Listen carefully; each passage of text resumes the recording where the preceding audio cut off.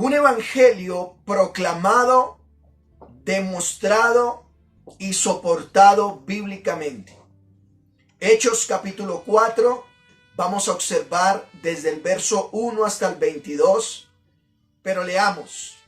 Hablando ellos al pueblo, vinieron sobre ellos los sacerdotes con el jefe de la guardia del templo y los saduceos, resentidos de que enseñaran al pueblo y anunciasen en Jesús la resurrección de entre los muertos. Oremos al Señor.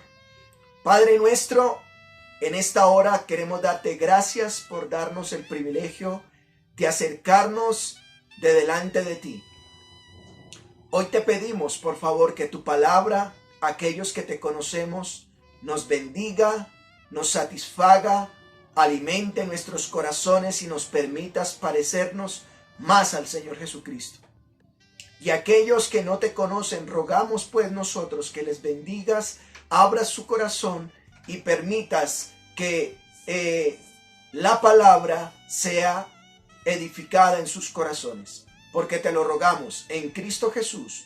Amén y amén. Estimados hermanos y amigos, durante estos días hemos estado viendo que el evangelio bíblico no solo era proclamado o anunciado, sino que era demostrado a través de milagros, prodigios y señales. En otras palabras, Dios ha mostrado su gracia para con los seres humanos, no solamente mostrando lo que Él es decir, la obra de Cristo, sino también mostrando lo que Él hace, milagros, prodigios y señales. Una vez más, no solamente mostrando lo que Él es, sino mostrando lo que Él hace. Y dijimos que para todo esto se hacía que era para mostrar su gloria y para beneficiar a la humanidad. Para recordar entonces, dijimos que el evangelio bíblico solo glorificaba al Hijo de Dios. El propósito era glorificar al Hijo de Dios, al Señor Jesucristo. De esa manera se anuncia lo que pasó con el Señor Jesucristo, quien murió en una cruz, fue sepultado, pero al tercer día resucitó, y que nos llama a la reflexión. Es decir, quiere que nos arrepintamos. El día de hoy me gustaría hablarles bajo el título Un evangelio proclamado, demostrado y soportado bíblicamente. Un evangelio proclamado, un evangelio demostrado y soportado bíblicamente. Y a lo mejor usted me dirá, pastor, ¿y por qué ese título? Bueno, los creyentes no solo hablaban de la obra de Cristo, es decir, lo que Él había hecho, sino que ahora lo demostraban con sus obras, con el Espíritu Santo en ellos, lo demostraban con lo que hacían. La mano de Dios había hecho que un cojo fuese sanado. Pero también esas obras se deberían explicar bíblicamente para que la gloria fuese solo para el Señor Jesucristo. Una vez más, por favor, miremos Hechos capítulo 4, verso 1. Mire lo que dice el texto. Hablando ellos al pueblo, a los líderes religiosos, vinieron sobre ellos sacerdotes con el jefe de la guardia del templo y los saduceos. Lo que está diciendo en el verso 1 y 2 es que hablando. ¿Recuerdan en el capítulo 3? El capítulo 3, Dios permite que Pedro y Juan vayan al templo en el lugar donde ellos frecuentaban ir a orar. Y a la entrada de una puerta estaba un hombre lisiado, cojo de nacimiento.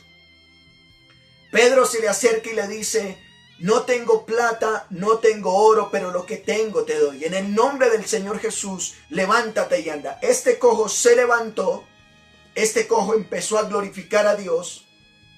Y ellos entonces aprovechan eso para proclamar el evangelio, hablar lo que Cristo hizo y para demostrar que no eran ellos los que hacían milagros, que era Cristo quien había hecho milagros. La gloria se la dieron a ellos. Así que ahora el capítulo 4 nos dice que ellos siguen hablando al pueblo, continúan hablando ellos al pueblo. Esta era una actividad constante que todo creyente en ese momento estaba haciendo. Recordemos que dijimos que la fe viene por el oír y el oír la palabra de Dios.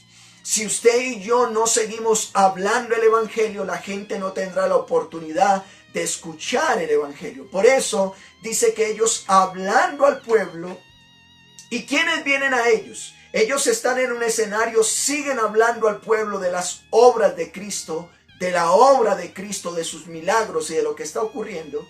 ¿Quiénes vienen a ellos? Vienen unos líderes religiosos. Nos dice que eran parte del pueblo judío. Judíos que no entendían el verdadero mensaje de las Escrituras. Dice que vinieron sobre ellos o se le echaron encima tres tipos de personas.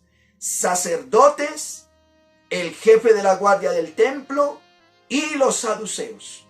Miremos cada uno de ellos. Una vez más, ellos están hablando, siguen anunciando el evangelio a líderes, al pueblo, y a ellos vienen sobre ellos tres tipos de personas. Los sacerdotes. ¿Quiénes son los sacerdotes? Los que estaban encargados del templo. En el templo había un grupo de personas encargadas de ofrecer sacrificios. Ellos vienen sobre estos que están anunciando. Con el jefe de la guardia del templo. Es decir, que estos líderes religiosos llevaron también guardias para poder saber si toca apresarlos o no. Pero también vienen los saduceos. ¿Quiénes eran los saduceos? Bueno, en aquel tiempo los judíos habían dos líneas doctrinales, dos tipos de personas. Estaban los fariseos y estaban los saduceos. Los saduceos no creían en la resurrección, rechazaban las doctrinas tardías del alma y de la existencia del más allá. Recuerden que Pedro y Juan, los apóstoles, anunciaban de que Cristo había resucitado. Así que los saduceos, como no creían en la resurrección, vienen a ver cómo detienen ese tipo de doctrina. Vienen a ellos, ellos son los que vienen. ¿Qué vemos en este texto, hermanos? ¿Qué vemos desde el verso 3 hasta el verso 22? Primero, miremos el efecto que causó, escuchen esto, el efecto que causó un evangelio proclamado, demostrado y soportado bíblicamente. Ya dijimos por qué proclamado, porque lo estaban anunciando. Ya dijimos por qué demostrado, porque ese evangelio hizo que un cojo se levantara. Ahora ya no era lisiado, estaba caminando. Pero vamos a ver cómo lo soportaron bíblicamente. Pero ¿cuál fue el efecto que causó ese evangelio proclamado, demostrado y soportado bíblicamente? Primero miremos en los no creyentes o en los religiosos. Miren el verso 2. Dice el texto que causa en ellos resentimiento. ¿Qué causa en ellos? Resentimiento. El verso 2 dice, resentidos de que enseñasen al pueblo y anunciasen en Jesús la resurrección de entre los muertos. ¿Notan ellos? Cuando se proclama el evangelio, cuando se demuestra el evangelio, ahora, ¿qué causa en personas que no están de acuerdo con el evangelio? Causa resentimiento. ¿Qué resentimiento? Hubo disgusto, hubo indignación. Estas personas escuchan lo que ellos están diciendo. Hay resurrección de muertos, Cristo resucitó. Están resentidos de que enseñasen al pueblo. No estaban de acuerdo, no va a haber buena recepción para aquellos que se anuncian al pueblo de la resurrección de los muertos. En otras palabras, enseñaban que Jesús había demostrado que los muertos resucitan. Así que, ¿qué causó este tipo de evangelio? En los no creyentes causó resentimiento. Pero ¿qué más causó? Injusticia. ¿Y por qué injusticia? Mira lo que dice el verso 3. Y les echaron mano, en pocas palabras, los arrestaron, los prendieron y los pusieron en la cárcel hasta el día siguiente porque ya era tarde. ¿Por qué una injusticia? Ellos estaban proclamando una verdad. No estaban robando, no estaban matando, no estaban ahí por malhechores. Estaban haciendo lo bueno. Y por hacer lo bueno, los meten presos. Por eso es que causa entonces injusticia. El evangelio proclamado, el evangelio demostrado, generalmente cuando es bíblicamente, causa injusticias. Sobre los creyentes, el Señor Jesús dijo, si a mí me persiguieron, a vosotros también los van a perseguir. Así que dice que los meten presos. La pregunta es, estos saduceos, estos sacerdotes, estos jefes del templo, ¿podrían meterlos presos? Pues hermano, los que estaban haciendo esto tenían el respaldo político y social. Y no solamente eso, sino religioso. El judaísmo en aquel tiempo era la religión oficial. Así que ellos tenían el poder religioso. Pero Roma lo respaldaba. Aunque Roma estaba sobre ellos, Roma lo respaldaba. Así que para evitar disturbios, el pueblo lo respaldaba también. De esta manera entonces ellos se sentían con el poder político, religioso y social para poder prender a estas personas y meterlas presos. De esa manera, aprovechando de eso, lo hacen, los meten presos. Ahora, ¿cuál fue el efecto que causó ese evangelio proclamado, demostrado y soportado bíblicamente? Ya vimos en los no creyentes. Causó por un lado resentimiento y por otro lado causó injusticia. Pero miremos en los creyentes que causó. Verso 4.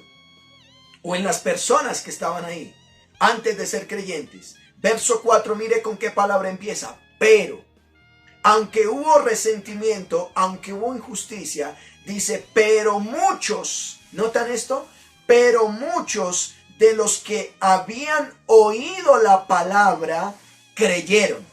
¿Notan? Es necesario hablar la palabra. La gente no va a creer. Romanos capítulo 10 nos dice, ¿cómo van a creer si no han oído? Así que los que habían oído la palabra creyeron y el número de varones era como 5,000.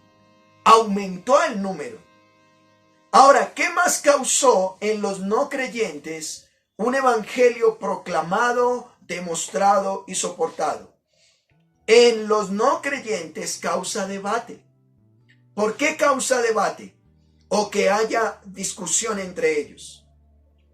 Porque una vez más, ellos seguían hablando, había una evidencia, causa indignación, también causa injusticia, pero era evidente que no solamente un hombre que había sido cojo había sido sano, sino que ahora 5,000 personas creían eso.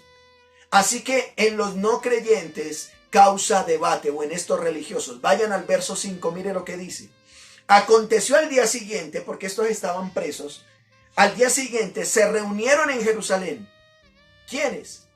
Los gobernantes, los ancianos, los escribas, verso 6, el sumo sacerdote y todos los de la familia.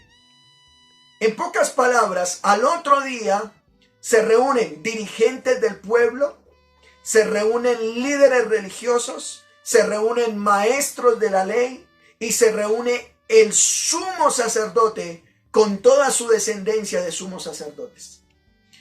Estaba el poder político y religioso, hermanos, y líderes sociales, atentos a esto que estaba pasando. ¿Quién iba a pelear contra ellos? No era fácil. Nos dice el verso 6 que el sumo sacerdote Anás, Caifás, Juan y Alejandro, y todos los que eran de la familia de los sumos sacerdotes. Aquí vemos, hermano, un control total, social y religioso, preocupados en un debate por lo que está pasando. Estas personas se reúnen y ¿qué hacen? Miren lo que pasa, causa interrogantes. Verso 7. Y poniéndoles en medio, recuerden que los habían metido presos, injustamente, pero los habían metido presos. Pero los ponen en medio y causa ahora interrogantes. ¿Cuál es? El verso 7. Y poniéndolos en medio les preguntaron, ¿con qué potestad o en qué nombre habéis hecho vosotros esto? ¿Con qué poder y autoridad sanaron al paralítico? ¿En qué nombre o en quién lo han hecho? Es lo que está diciendo el verso 7. Si esto estaba causando el evangelio, ahora miremos la respuesta a esos efectos causados por el evangelio. Miremos la respuesta. Verso 8. Una vez más, los están interrogando. Ha causado interrogantes. Líderes sociales, líderes políticos, líderes religiosos se han reunido para preguntar ¿en qué nombre? ¿O con qué autoridad ustedes hacen algo que no hemos autorizado? Bueno, el verso 8, hermanos, nos dice entonces Pedro. El entonces es un efecto de una causa. A causa del interrogante, vemos la respuesta a esa causa por el evangelio. Nos dice quién lo hace. Pedro. ¿Cómo era la condición en que estaba Pedro? Lleno del Espíritu Santo. ¿Cuál era su auditorio? Gobernantes del pueblo o jefes sociales, ancianos de Israel o jefes religiosos. Y él entonces, como dar una respuesta, ellos estaban, los líderes religiosos y sociales estaban preguntando. Pedro va a hacer una pregunta aclaratoria. Verso 9. Puesto que hoy se nos interroga acerca del beneficio hecho a un hombre enfermo, o en otras palabras, una buena obra realizada a un enfermo, de qué manera haya sido sanado o por quién ha sido curado, lo que está diciendo Pedro. Pedro está diciendo, ustedes me preguntan quién sanó a este enfermo. Ya se los dije anteriormente, diría Pedro, pero volvamos a repetirlo. Verso 10, vamos a ver la respuesta a esa pregunta aclaratoria. Verso 10, vayan conmigo a Hechos 4, verso 10. Sea notorio, dice él, recuerden, líderes sociales, líderes religiosos, políticos ahí, sea notorio a todos los que los están interrogando, a todo el pueblo de Israel, que en el nombre de Jesucristo de Nazaret, quien vosotros crucificaste, a quien Dios resucitó de los muertos. Pedro está diciendo, sea notorio, ustedes, que en el nombre de Jesucristo de Nazaret, en el nombre de Jesucristo de Nazaret, mire que él no dice fuimos nosotros. A quien ustedes, dice ahí, los culpa, ustedes lo crucificaron y Dios lo resucitó. Notemos que el apóstol Pedro aprovecha nuevamente para recordarle lo que es el evangelio.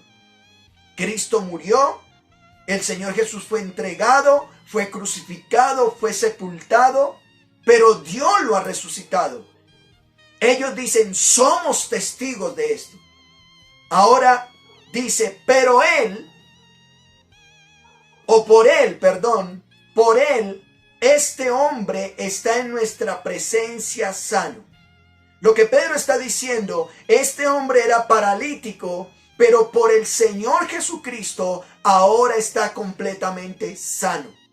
La gloria no es para él, no es para Pedro, la gloria es para el Señor Jesucristo. El evangelio es proclamado y cuando es demostrado a través de milagros, prodigios y señales, no se da la gloria a él, la gloria la recibe Dios. Pero miremos que ahora va a ampliar bíblicamente esta pregunta aclaratoria. Pedro, apelando al Salmo 118, verso 22, les aclara. Vayan al verso 11 de Hechos capítulo 4. Mire lo que dice. Este Jesús, ¿cuál Jesús? Al que ustedes entregaron, al que ustedes crucificaron, al que ustedes sepultaron, que eso es bíblico, pero Dios lo levantó. Este Jesús, mire lo que dice. En la piedra reprobada por vosotros los edificadores, la cual ha venido a ser la cabeza del ángulo. En otras palabras, los constructores pensaron que no era importante, pero se convirtió en la piedra principal. Déjenme leerles un comentario de Matthew Henry de este texto de Salmos,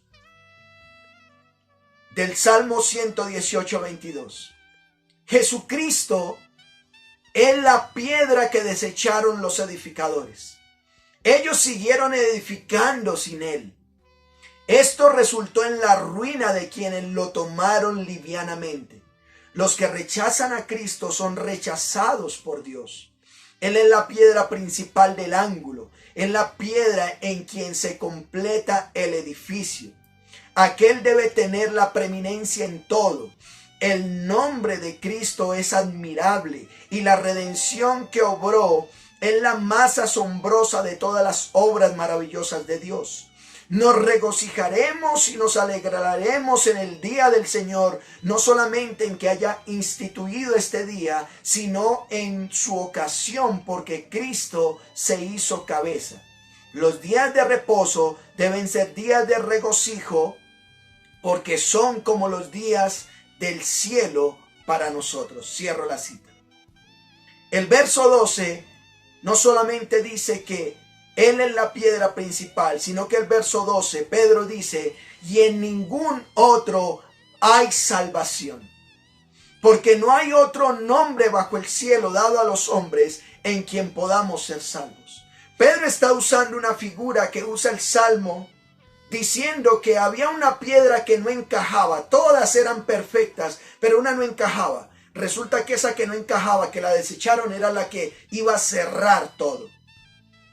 Pedro dice, el que desecharon, su religiosidad, su idiosincrasia, su forma de pensar, hizo que desecharan a Cristo, pero Él se ha convertido en piedra principal.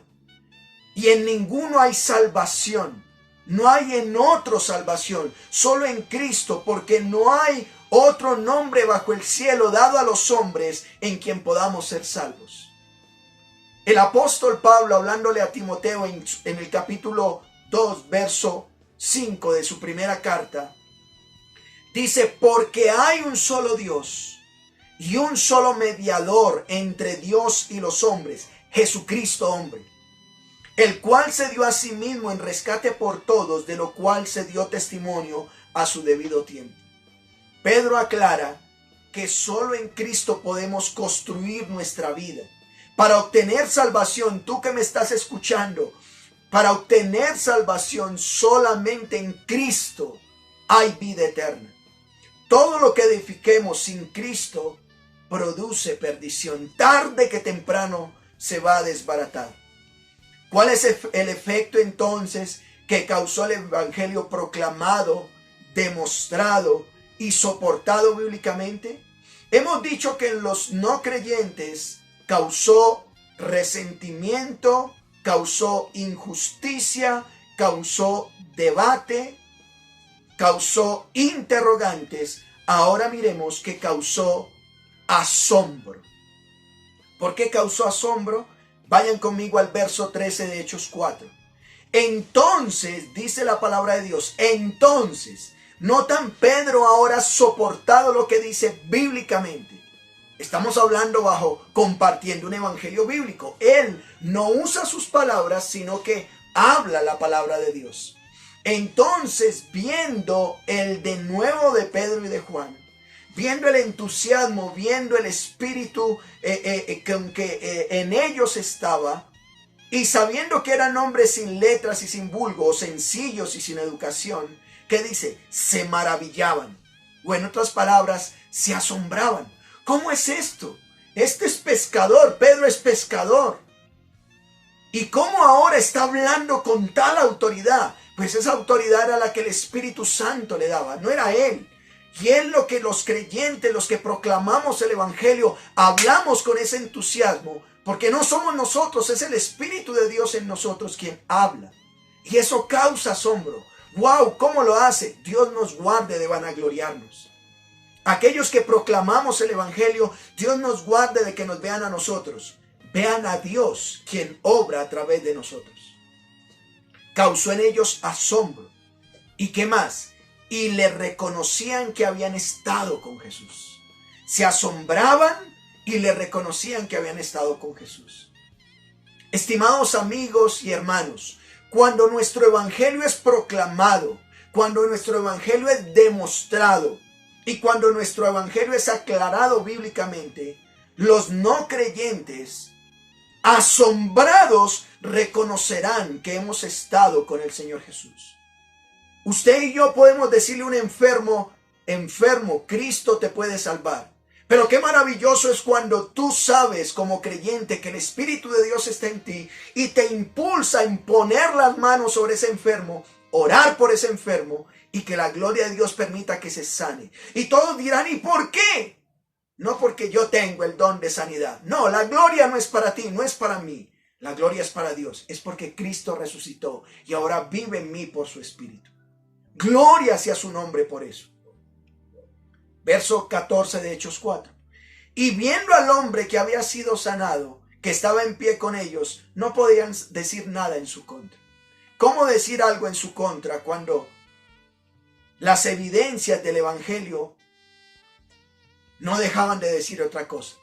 Hermanos, cuando el Evangelio es proclamado, cuando el Evangelio es demostrado por las obras que Dios hace a través de los creyentes, no queda sino decir estas palabras. Romanos capítulo 12, verso 20. Pablo, apelando a un proverbio, dice, si tu enemigo tiene hambre, dale comida. Si tiene sed, dale algo de beber. De esta manera harás sentir vergüenza. ¿Qué hacemos los creyentes? Hacemos el bien.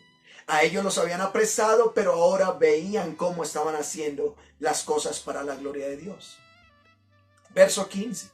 Entonces les ordenaron que salieran del concilio y conferenciaban entre sí o discutían entre sí lo que debían de hacer.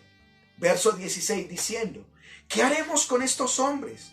Porque de cierto señal manifiesta ha sido hecha por ellos, notoria a todos los que moran en Jerusalén, y no lo podemos negar. Pues habían sido injustos, estaban resentidos, pero no podían negar que el evangelio bíblico proclamado y demostrado, ¿qué se puede decir de eso? ¿Cuál es el efecto que causó entonces el evangelio proclamado, demostrado y soportado bíblicamente? Hemos dicho que a los no creyentes o religiosos primero causó resentimiento, causó injusticia, causó debate, causó interrogantes, causó asombro, pero ahora veremos que genera amenazas e intimidación. ¿Cómo fue eso? Miren conmigo el verso 17. Sin embargo, oiga, tenían todas las pruebas para no juzgarlos. Pero ¿qué dice? Verso 17. Sin embargo, para que no divulguen más entre el pueblo, ¿qué dice? Amenacémoslos. ¿Notan? Una amenaza. Amenacémoslos para que no hablen de aquí en adelante a hombre alguno de este hombre. ¿Qué causó en ellos? Bueno, no podemos hacer nada, pues amenacémonos. Tenemos el poder político, tenemos el poder religioso, tenemos el poder entre el pueblo. Así que amenacémonos. Pero ¿qué más dice? Y llamando les intimidaron. ¡Wow! Qué tristeza es cuando algunos que tienen poder político o religioso amenazan a aquellos que proclamamos el evangelio bíblico. Causaron amenazas e intimidación. Dice, les intimidaron que en ninguna manera hablasen ni enseñasen en el nombre de Jesús. ¿Cuál fue, hermano, la respuesta de estos verdaderos creyentes apóstoles frente al resentimiento, la injusticia, el debate, los interrogantes, el asombro, las amenazas y la intimidación del evangelio proclamado, demostrado bíblicamente? Mire lo que dice el verso 19. Mas Pedro y Juan respondieron. ¿Cuál fue la respuesta? Respondieron diciendo, juzguen ustedes si es justo delante de Dios obedecerlos a ustedes o a Dios. ¿Estamos proclamando el evangelio? ¿Lo estamos demostrando? ¿Estamos haciendo un bien? ¿Les estamos demostrando bíblicamente que lo que hacemos no es la gloria para nosotros, sino para Dios? Juzguen ustedes. Nos están pidiendo que callemos, pues no podemos callar.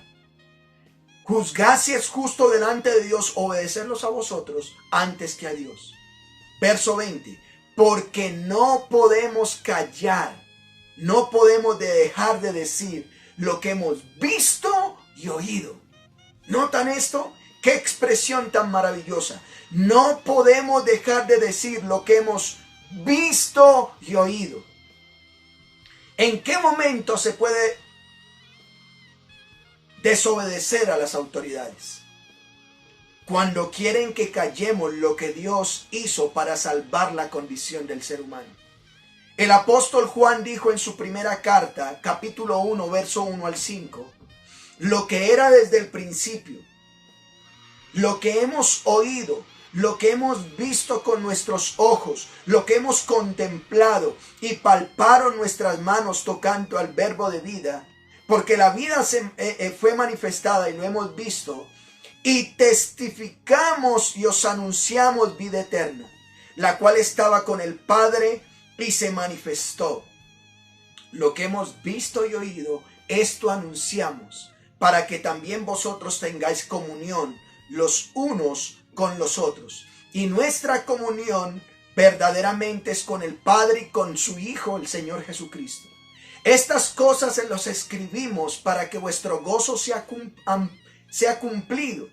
Este es el mensaje que hemos oído de Él y os anunciamos. Dios es luz y no hay ninguna tiniebla en Él. ¿Qué más podrían decir después de todo esto? Verso 21, mire lo que dice. Ellos entonces les amenazaron. ¿Y qué tenían que hacer? Soltarles. Solo las amenazaron, no hallando de ningún modo de castigarles. ¿Por qué? Por causa del pueblo y porque todos glorificaban a Dios por lo que se había hecho. Un evangelio proclamado, un evangelio demostrado y un evangelio soportado bíblicamente solo va a causar que el pueblo glorifique a Dios. Todos glorificaban a Dios por lo que habían hecho. Verso 22 termina diciendo, ya que el hombre en quien se habían hecho este milagro de sanidad tenía más de 40 años. No era un muchachito. Cuando el evangelio es proclamado, demostrado y soportado bíblicamente, las personas glorificarán a Dios. Quiero concluir con algunas aplicaciones. Me gustaría hablarles a los que son creyentes, aquellos que un día escucharon el evangelio, creyeron al evangelio, se bautizaron después de haberse arrepentido, ahora hacen parte del cuerpo de Cristo. Tú que dices ser creyente, quiero decirte estas palabras. Santiago nos dice que nuestra fe sin obras es muerta. Nuestra fe sin obras es muerta. Por tal razón, no solo debemos proclamar el evangelio, sino hacer actos de amor que demuestren que realmente estamos con el Señor. Y cuando nos pidan razón de por qué sanamos al enfermo, visitamos al preso, ayudamos a la viuda, ayudamos al huérfano, al pobre, al necesitado, cuando nos ayudamos mutuamente, nos defendemos mutuamente, cuando nos pidan razón de eso, podamos decir bíblicamente es porque Dios está en nosotros. Que en el nombre del Señor y por su autoridad que nos ha delegado es por quien lo hacemos. De esta manera, los que no conocen a Dios no tendrán razón por la cual juzgarnos. El Señor es el que va a ser glorificado cuando nuestro evangelio es proclamado, demostrado y soportado bíblicamente.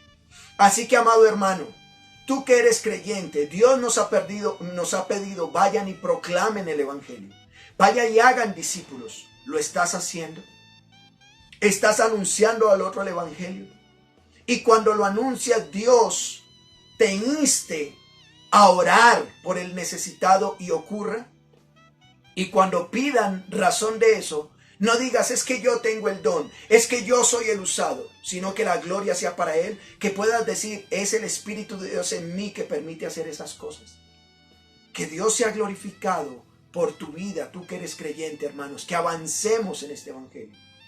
Pero también me gustaría hablar a los amigos que nos escuchan en este momento y no tienen al Señor Jesucristo como Señor y Salvador. La palabra del Señor dice, a este Jesús, o este Jesús, es la piedra reprobada por los edificadores.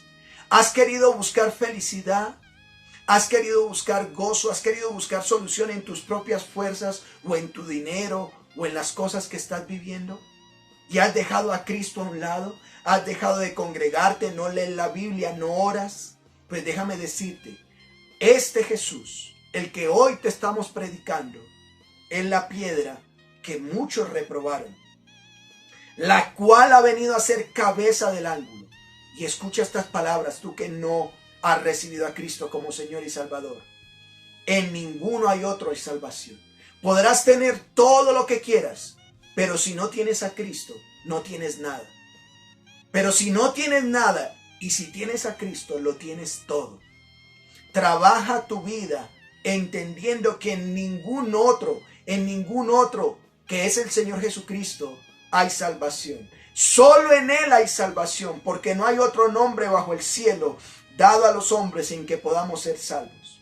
Solo en Jesucristo hay salvación. No le rechaces más. Tu vida no tendrá sentido si Cristo no es el Señor y Salvador de tu vida. Debes arrepentirte de tus pecados en este mismo momento.